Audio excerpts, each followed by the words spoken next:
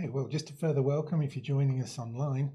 Noch ein herzliches Willkommen, wenn ihr uns übers Internet zuschaut. We're going to continue our study through Matthew's Gospel this morning, Wir machen weiter mit dem Matthäus-Evangelium heute Morgen and we're looking at chapter 6. und wir schauen uns das Kapitel 6 an. And as we mentioned last week, I think we finished around verse 24. Und als wir letzte Woche uns das anschauten, sind wir so im Vers 24 stehen geblieben. No man can serve two masters. Niemand kann zwei Herren dienen. Important understanding there. When Jesus said serving masters, Also nur zum Verständnis hier, wenn Jesus sagt, dass man den Herren dient, this wasn't merely an employment. das war nicht so, wie jemand angestellt ist. The word he's using there is that of a position of a slave. Das Wort, was er hier verwendet, ist so die Stellung von einem Sklaven. And it becomes more clear there. From an employment point of view, yes, you can have two jobs. Nun, es wird klarer, weil wenn man zum Beispiel ein Angestellter ist, kann man zwei Arbeiten machen. But you can't be a slave to two different masters. Aber man kann nicht ein Sklave für zwei verschiedene Herren sein. And the individual in me says, I don't want to be a slave to anybody. Und so sagen wir uns, also wir wollen nicht ein Sklave von irgendjemand sein. You don't choose to be a slave, do you?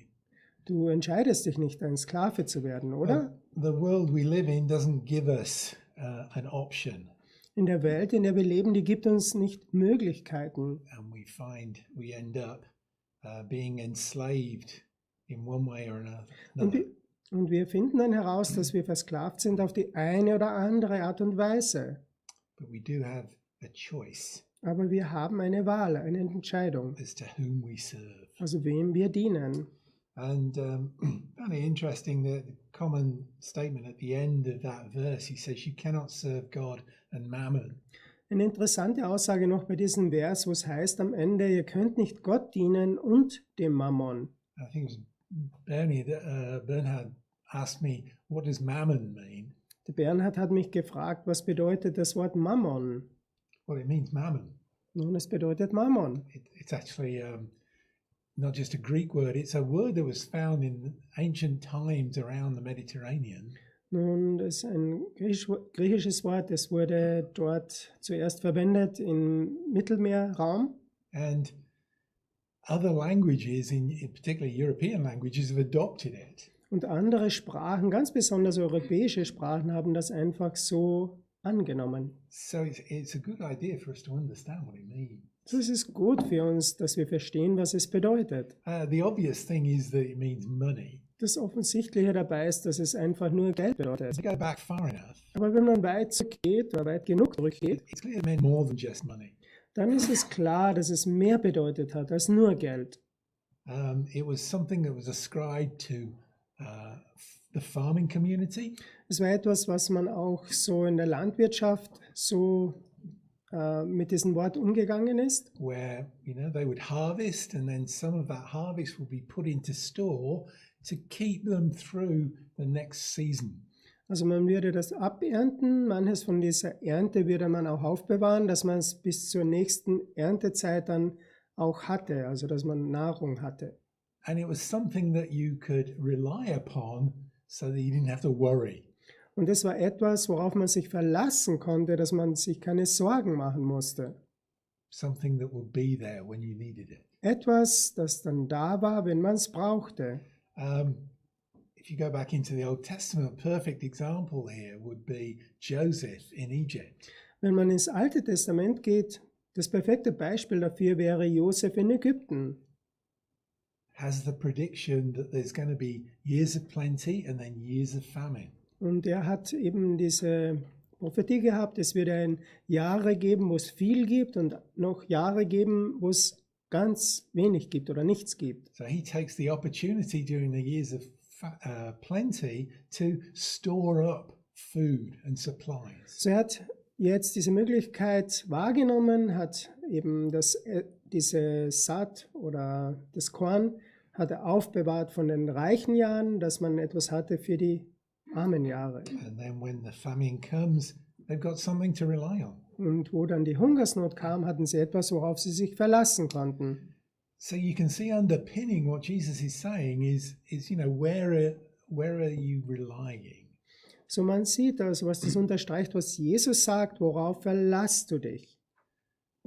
We get caught up in this world Wir werden so in dieser Welt auch da verstrickt and we very subtly rely on the things of the world around us. und ganz so plötzlich passiert es, dass wir uns auf die Dinge verlassen, die es auf dieser Welt so gibt. And they become important. Und die werden für uns wichtig. And we become slaves to what we think is important. Und wir werden dann Sklaven zu dem, wo wir uns denken, dass es wichtig ist. And there's no escape. Und da gibt es dann keinen Ausweg mehr. And that idea carries on into these next verses. Und diese Idee, die geht dann weiter in diese nächsten Verse. So as the challenge, he gives the statement, and then verse 25, he says, therefore, this is what I'm saying to you, don't be anxious for your life. Und dann sagt er hier im Vers 25, darum sage ich euch, sorgt euch nicht um euer Leben. And that's easy, isn't it? Just say that. Don't be anxious. Einfach, sagen einfach, sorge dich nicht. Now, if I said to you, turn the light off, Wenn ich dir sagen würde, schalt das Licht aus, you go and flick the switch, don't you? dann würdest du den Schalter einfach betätigen. So if I say to you, don't be anxious, So wenn ich dir sage, sorg dich nicht, you go and flip the switch, don't you? dann wirst du auch den Schalter betätigen, oder? You have a worry switch, don't you? Du hast so einen Sorgeschalter, oder? And when it's on, you worry, and when you flip it off, I don't worry anymore. Und wenn er eingeschaltet ist, dann sorgst du dich. Wenn er ausgeschaltet ist, ach, jetzt mache ich mir keine Sorgen mehr. It's that easy. Ist so einfach. Well, no, it isn't, is it? Nein, so einfach ist das nicht, oder? How many of you have found yourself worrying in, 3 o'clock in the morning? Wie viele von euch haben sich schon Sorgen gemacht, so um 3 Uhr früh am Morgen? Being anxious for something you can't do anything about at 3 o'clock in the morning. Und ihr habt euch Sorgen gemacht um etwas, wo ihr nichts dagegen tun konntet und das um 3 Uhr früh am Morgen. And, there isn't a switch. Und da gibt es keinen Schalter. So, how do we take on board what Jesus is saying to us? So wie können wir das jetzt annehmen oder aufnehmen, was Jesus uns sagt? And look, he covers everything. Deckt da jeden Bereich von unserem Leben ab. Don't be anxious for your life, what you will eat, what you will drink, for your body, what you will wear. So sorgt euch nicht um euer Leben, was ihr essen und was ihr trinken sollt, eurem Leib, was ihr anziehen sollt. Now, some, Nun, manche von uns, die machen sich keine Sorgen, was man sich anzieht. but for some people, at some times in their life is consumed with, am I wearing the right thing? Aber manche Leute, so in einer Zeit von ihrem Leben, da denken sie sich, habe ich wohl das Richtige angezogen, What you will eat. was du essen wirst. Some people don't care what they eat. Manchen Leuten ist das egal, was sie essen. For other people, it's literally life and death. Für andere Leute ist es wörtlich gesprochen Leben und Tod. Some people worry about what they'll eat because they have nothing to eat. Manche Leute machen sich Sorgen, was sie essen werden, weil sie haben nichts zum Essen. But Jesus said, don't worry. Aber Jesus sagt, sorgt euch nicht.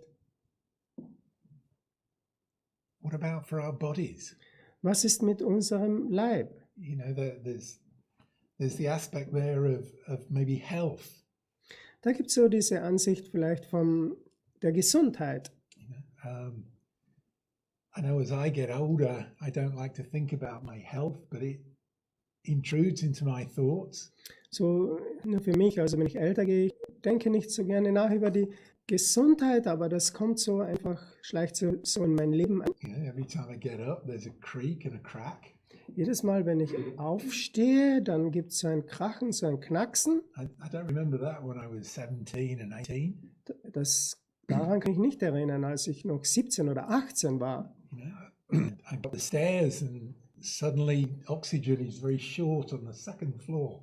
So, ich gehe die Stiegen hoch und plötzlich ist der Sauerstoff schon sehr knapp im 2. Stock. There was more air available when I was young. Als ich noch jung war, gab es viel mehr Luft oder Sauerstoff zur Verfügung. So maybe it's different times of your life you become anxious for things. Vielleicht zu verschiedenen Zeiten von deinem Leben, da machst du dir Sorgen um Dinge.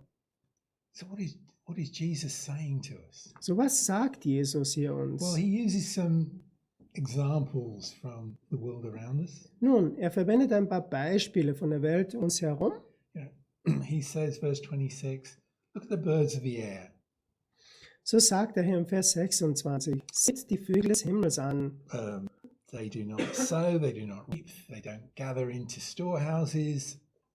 Your heavenly Father feeds them, and yet are you not much more valuable than they? Sie säen nicht und ernten nicht, sie sammeln auch nicht in die Scheunen. Und euer himmlischer Vater ernährt sie doch. Seid ihr nicht viel mehr wert als sie? There is a provision that we're not aware of, we don't recognize. Da gibt es eine Versorgung, die ist uns gar nicht bewusst. Wir erkennen das gar nicht.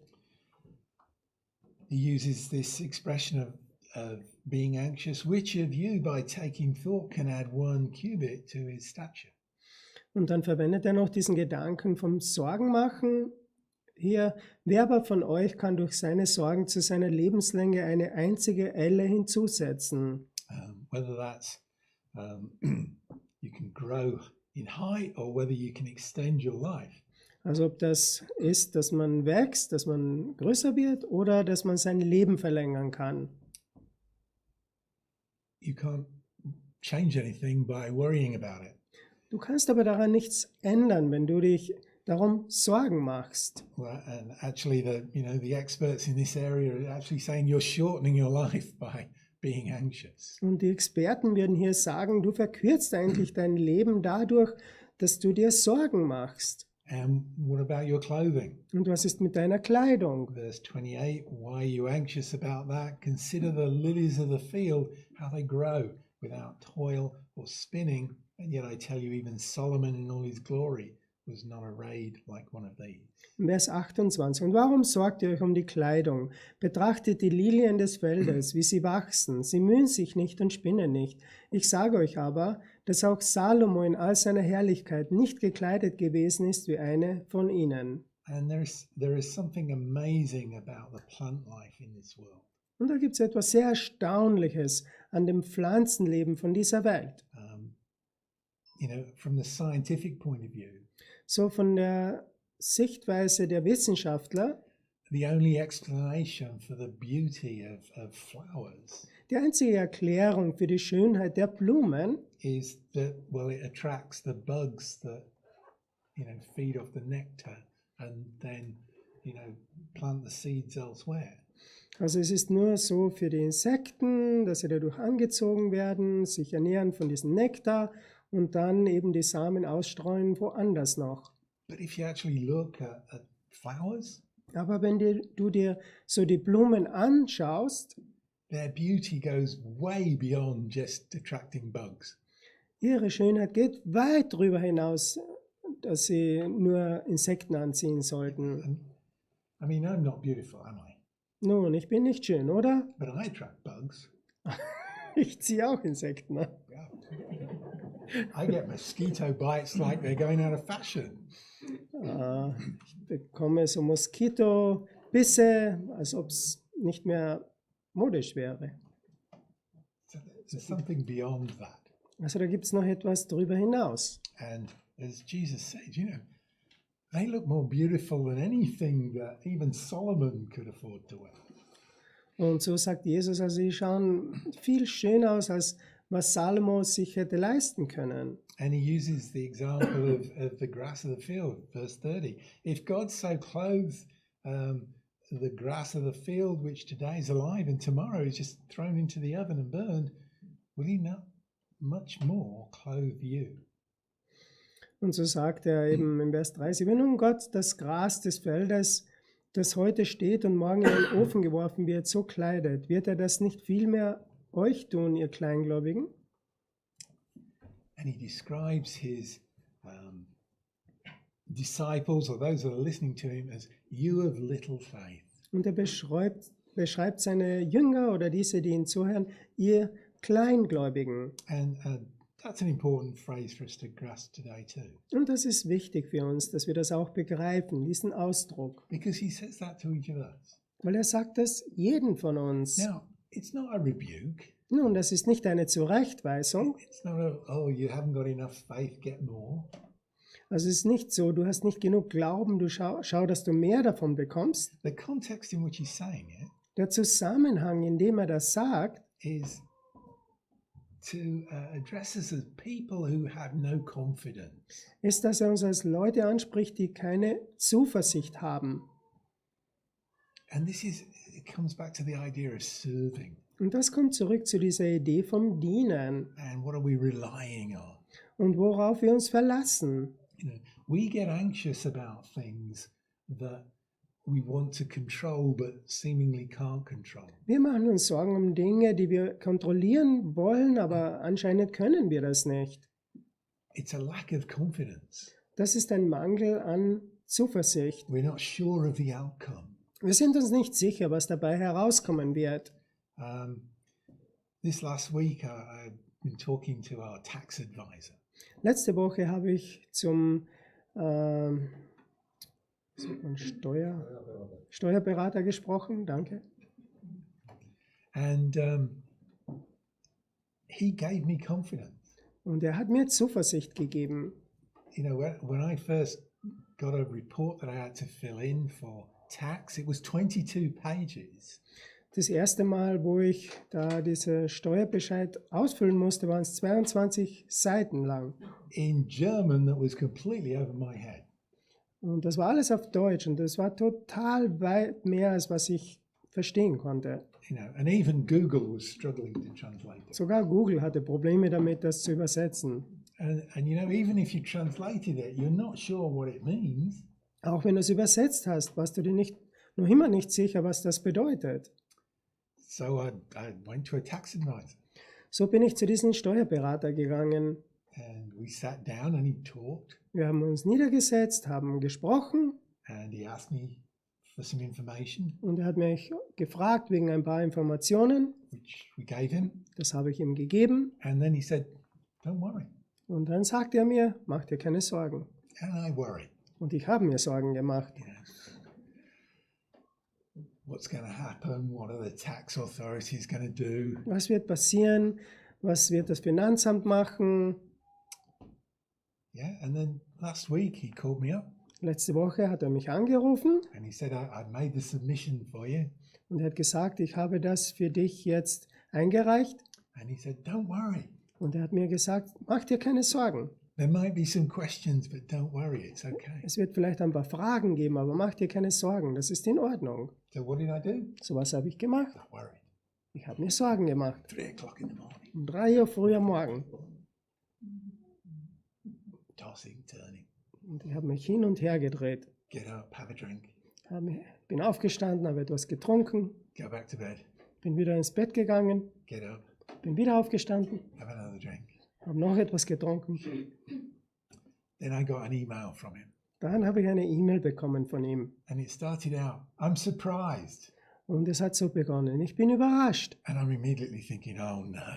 Und ich habe mir sofort gedacht, oh nein. But it went on and he said, I'm surprised they wrote back really quickly with an answer. There's no problem. Und ich bin überrascht. Sie haben zurückgeschrieben mit einer Antwort, es gibt kein Problem. But you can start worrying about next year. Aber du kannst schon jetzt anfangen und dir Sorgen machen wegen nächsten Jahr. So that's great. I've got 365 days to worry now. So, das ist großartig. Jetzt habe ich 365 Tage, wo ich mir Sorgen machen kann. But he gave me confidence So, er hat mir Zuversicht gegeben, that he knew what he was doing dass er wusste, was er tat, because I didn't. weil ich wusste das nicht. This is what Jesus is saying here. Und das sagt Jesus hier. You need to have confidence. Also man muss Zuversicht haben, Not just in a tax advisor, nicht nur beim Steuerberater, but in someone who knows what they're doing. aber in jemanden, der weiß, was er tut. Someone on whom we can rely, that's much more reliable than mammon. Jemand, auf den man sich viel mehr verlassen kann als auf den Mammon. And there are so many things that we think we can rely on. Und es gibt so viele Dinge, wo wir uns denken, dass wir uns darauf verlassen können. You know, maybe you've been reading over the last week about a bank in America that kind of collapsed. Vielleicht hast du gelesen über eine Bank von Amerika in letzter Woche, die ist flöten gegangen. You know, people have got their money in something they thought was safe. Leute haben ihr Geld investiert in etwas, wo sie sich dachten, da ist es sicher.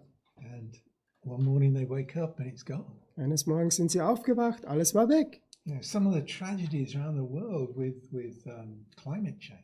Oder manche Tragödien um die Welt herum mit diesem Klimawandel. You know, gosh, I was looking this morning at an area in America that's just been hit by a tornado. Ich habe mir heute Morgen angeschaut, so in einem Gebiet in Amerika, das wurde getroffen durch einen Wirbelsturm. And there is a town that isn't there anymore. Und da gibt es eine Stadt, die gibt es jetzt nicht mehr. All the houses just flat. Die ganzen Häuser sind alle flach. What do you rely on? Worauf verlässt du dich? How much have you invested in where you live? Wie viel hast du investiert in das oder darin, wo du wohnst? How much have you invested in where you work? Oder wie viel hast du investiert an deinem Arbeitsplatz? How many times has that been a priority for you over other things? Wie oft war das eine Priorität für dich über andere Dinge?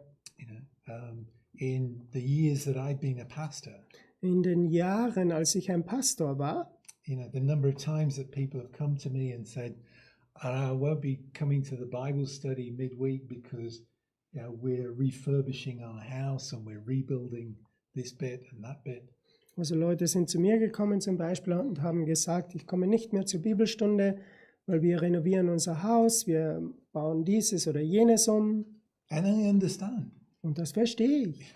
I've been a young married person who's just bought a house and it needed fixing up. Ich war gerade erst verheiratet, wir kauften ein Haus und das mussten wir herrichten.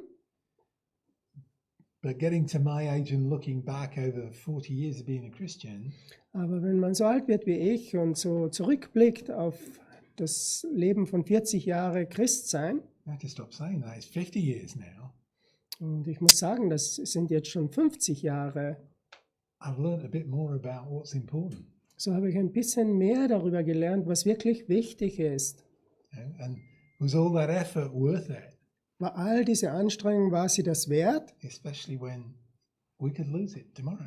Ganz besonders, wenn wir das morgen alles verlieren könnten.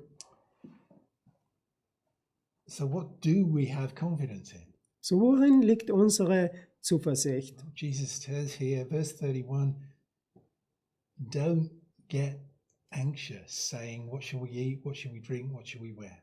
So sagt Jesus hier im Vers 31. Darum sollt ihr euch nicht sorgen und sagen. He's actually saying something a little bit further on. At the beginning he said, don't be anxious. And then he's saying here, don't be more anxious or don't grow anxious. Also wir sollen nicht uns mehr Sorgen machen oder wirklich Sorgen in diesen Sorgen versinken. Don't let it get worse. Also dass es nicht noch schlimmer wird. And he tells us in verse 32, well, the Gentiles, and he's meaning there the people who aren't his disciples, but the Gentiles seek after all these things, but your heavenly Father knows that you need them.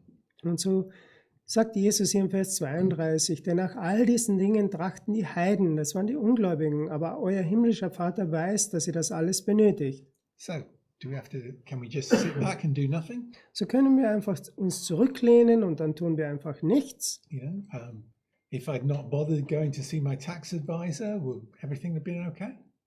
Wenn ich mir keine Sorgen gemacht hätte, was so das mit den Steuern betrifft, dann wäre alles in Ordnung gewesen. I won't bother paying that. Mach mir keine Sorgen, ich zahle das einfach nicht. It'll be right. Das wird schon passen. That's not what Jesus is saying. Aber das sagt Jesus hier nicht. He's saying we don't need to be anxious about these things. Er sagt uns, dass wir uns nicht Sorgen machen sollen oder ängstlich sein müssen über diese Dinge. But we are, verse 33, to seek first his kingdom and his righteousness. Aber im Vers 33 lesen wir, trachtet vielmehr zuerst nach dem Reich Gottes und nach seiner Gerechtigkeit. He doesn't say, don't do anything. Er sagt uns nicht, dass wir nichts tun sollen, He says, seek first the kingdom of God. sondern Er sagt, dass wir zuerst nach dem Reich Gottes trachten sollen. Practically speaking, that's all these things that we worry about, all these things that are important, bring them into the place where God is reigning. Also was er sagt, alles, was für uns wichtig ist, worüber wir uns Sorgen machen, bringen wir es dorthin, wo Gott regiert. Bring God's influence into these things. Also bring den Einfluss Gottes in diese Dinge hinein. That's the kingdom of God, Das ist das Reich where Gottes, God is reigning. wo Gott regiert.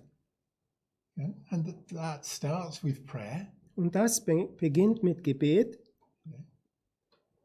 Bring God's influence in and his righteousness. Do the right thing. Also bring den Einfluss Gottes dort hinein und seine Gerechtigkeit, also mach das Richtige. That clarifies so much with regard to our worries and our concerns. Und das stellt Dinge umso klarer mit den Sorgen, die wir uns machen.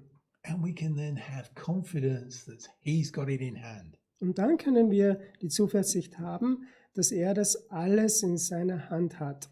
And then there's the promise. All these things will be added to you. Und dann gibt es diese Verheißung, sie wird euch das alles hinzugefügt werden. He's capable of meeting your needs. Er ist vollständig in der Lage, deinen Nöten zu begegnen. Maybe not be what you want. Vielleicht ist es nicht so, wie du dir das vorstellst oder was du willst, Because we always want more. weil wir wollen immer mehr. It's a weird thing, isn't it? Das ist eigenartig, oder? It's so hard for us to be content with what we've got.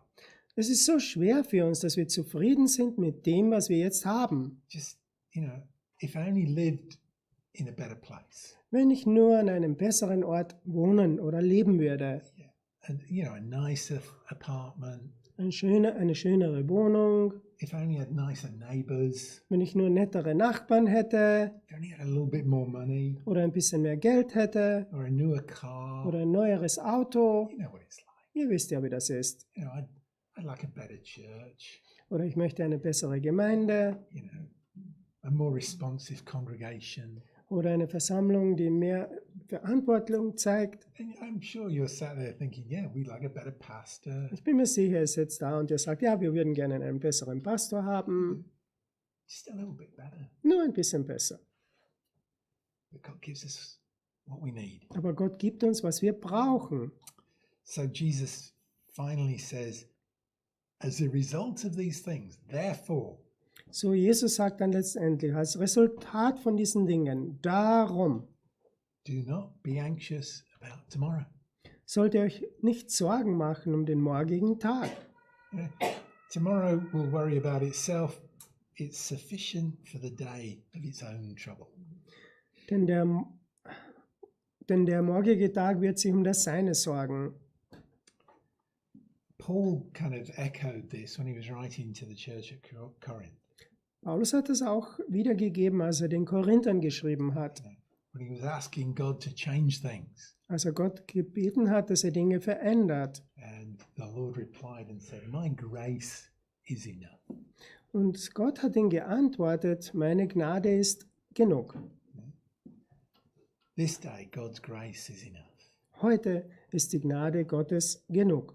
And we're going to finish there this morning. Und wir werden hier abschließen heute Morgen. And then I'm not going to introduce them, but I'm going to ask Lizzie to come up and introduce her colleagues. Und ich werde sie jetzt nicht vorstellen, die Lissy wird das machen. Sie wird ihre Kolleginnen vorstellen. And let them share about their valuable ministry. Und dass sie über ihren wertvollen Dienst etwas erzählen. Let's pray. Lasst uns beten. Father, we do thank you for your word this morning. Vater, wir wollen dir danken für dein Wort von heute Morgen. And Lord, we admit to ourselves that we have little faith.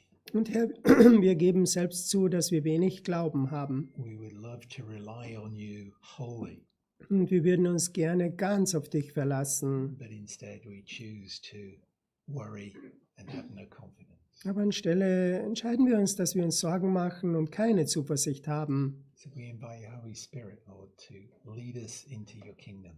So laden wir deinen Heiligen Geist an, dass er uns in dein Reich führt oder zieht. Let our circumstances be in the kingdom, Dass unsere Umstände auch im Reich Gottes sind. a place where you reign An einem Ort, wo du regierst and you influence things. und du einen Einfluss hast. Let us seek that in our lives. Und lass uns danach trachten in unserem Leben, so that you might be the one that we rely on. sodass du der eine bist, auf den wir uns verlassen. And we ask that you be glorified in our lives. Und wir beten, dass du verherrlicht wirst in unserem Leben. We ask it in Jesus' name. Darum bitten wir in Jesu Namen. Amen. Amen.